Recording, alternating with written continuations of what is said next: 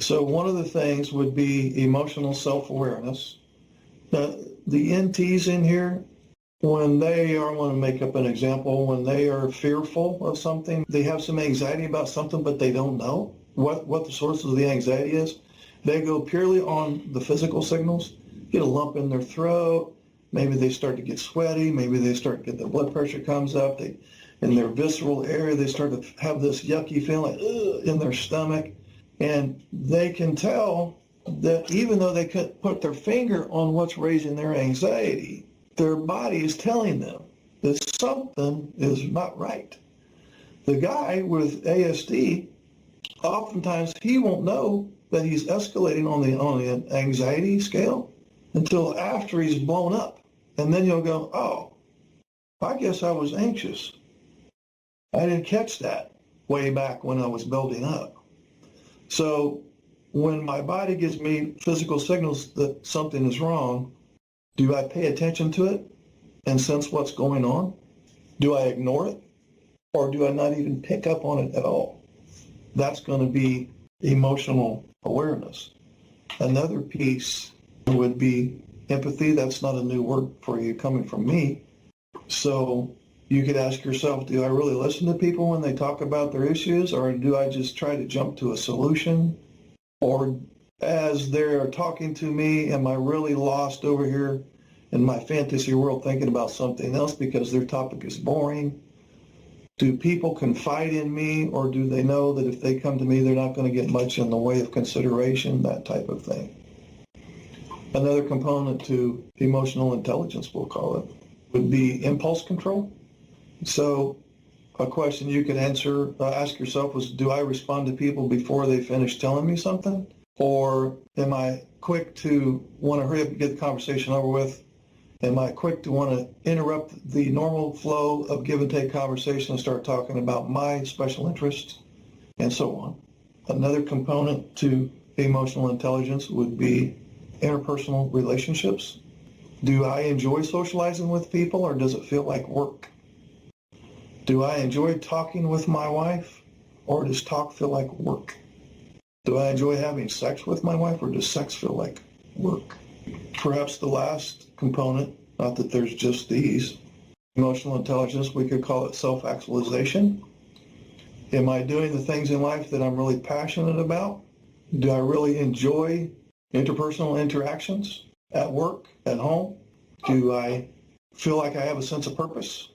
So that would be another component to emotional intelligence. It's totally common for a child, this usually happens in childhood, where he is the opposite of a sociopath. He's an empath.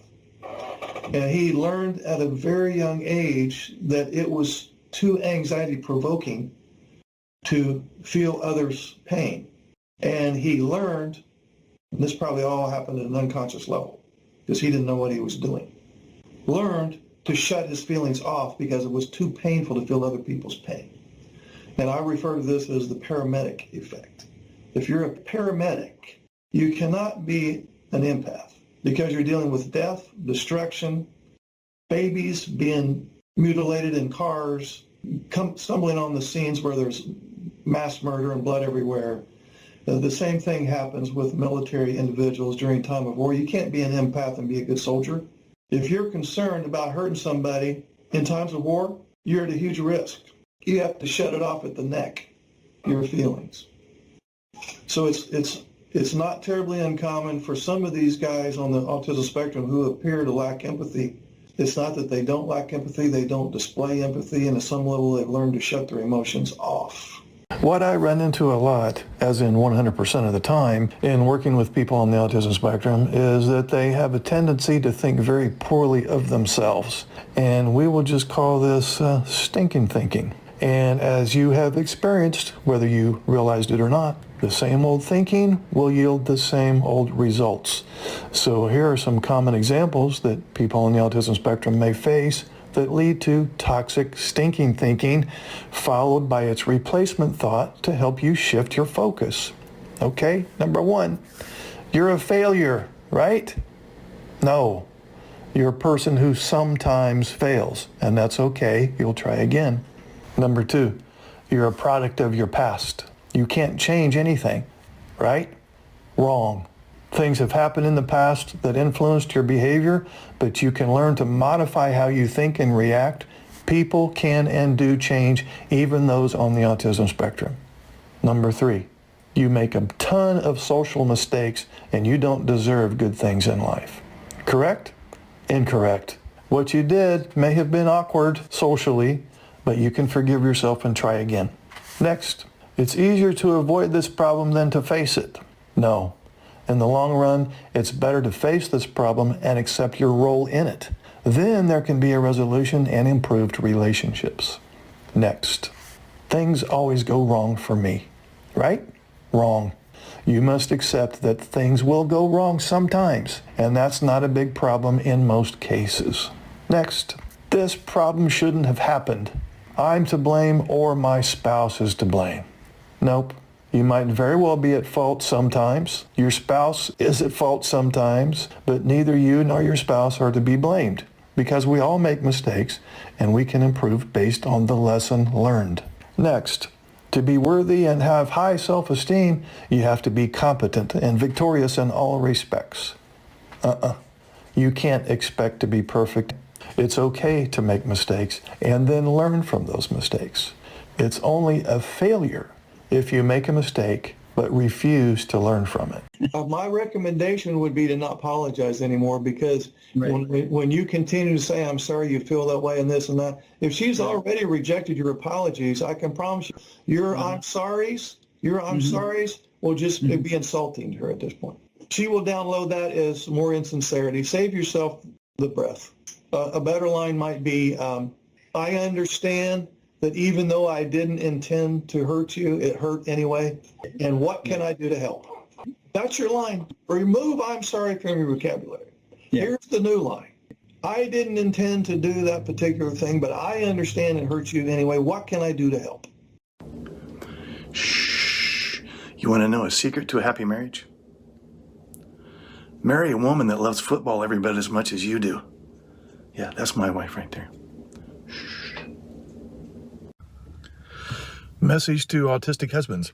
What's the absolute number one thing you can help in your neurodiverse marriage with your neurotypical wife? Spend time with her. Just be with her. Not necessarily doing anything for her. Just be with her, be near her, be present, and not distracted. No cell phone, no computer, nothing. You're just going to be next to her, and she is your special interest for the moment. Quick message to a neurotypical wife married to an autistic spouse. You know what the absolute number one thing you can do to help your neurodiverse marriage is to catch your autistic spouse doing something right and point it out. Say, hey, I appreciate that you did that. You know what the number one dynamic I see play itself out in the neurodiverse marriage where one spouse is autistic and the other one is not? The neurotypical spouse always feels lonely. The autistic spouse always feels like a failure. So a lot of spouses on the autism spectrum have what I'm just going to call learned helplessness.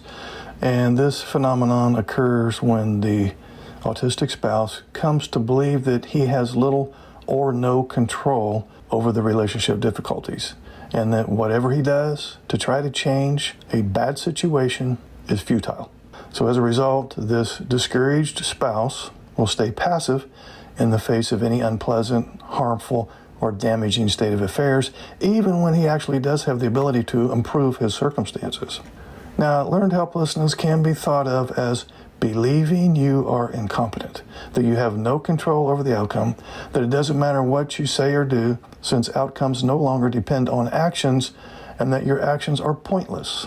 So, in order to qualify for this learned helplessness, the person on the spectrum really needs to have these 3 conditions in place. He has to become inappropriately passive, and this passivity has to follow exposure to numerous unresolved arguments with his spouse, and there is a change in the way this person thinks about his ability to control similar future marital conflict. The spouse on the spectrum with learned helplessness has certain rationalizations and self-talk that could go something like this. Adopting a passive stance provides me with a sense of control over my life circumstances. Beating my head against a brick wall wastes time and energy and is potentially harmful. Hope has its limits. Persistent attempts to control the uncontrollable are futile, and remaining passive allows me to conserve energy when the evidence tells me there is simply nothing else for me to do. So when a spouse on the spectrum feels like it doesn't matter what I say or do, it's never good enough, and my attempts to work on the relationship make the problems worse, this individual will tend to have an external locus of control. For example, he may say things to himself like, I have no control over what happens to me or what happens in this relationship. And he will tend to view unwanted outcomes as permanent. For example, because we couldn't resolve the most recent conflict, therefore we probably won't be able to resolve any conflicts. So we could say that this individual is easily discouraged and somewhat pessimistic, and so he will tend to highlight and emphasize risks. He will highlight problems, is likely to suffer anxiety and depression, is overly concerned with safety and currently does not feel safe in the relationship, is often very passive, which would take the form of shutdowns. He will tend to promote caution, critical thinking, skepticism, and defensive measures. He will recover slowly after an argument, if at all, and quite honestly, he simply feels defeated and stops trying. So this individual needs to realize that there is this other thing called an internal locus of control, which is I do have control over circumstances. I can't control everything, but I can control me. I can control my responses. I do have some ability and power in this relationship. And he also needs to understand that the vast majority of things are not permanent. Rather, they are temporary. Hey, this is Mark Hutten. Would you like to schedule a one-on-one Zoom call? Okay, it's so simple. Just look under any of my videos in the description area. Click on this Calendar link. Now you see my calendar. Pick your month, your day, anytime that's available. Enter your name and email address. Then you'll get a follow-up email with the Zoom link on the day and time that you picked. And voila, we will talk.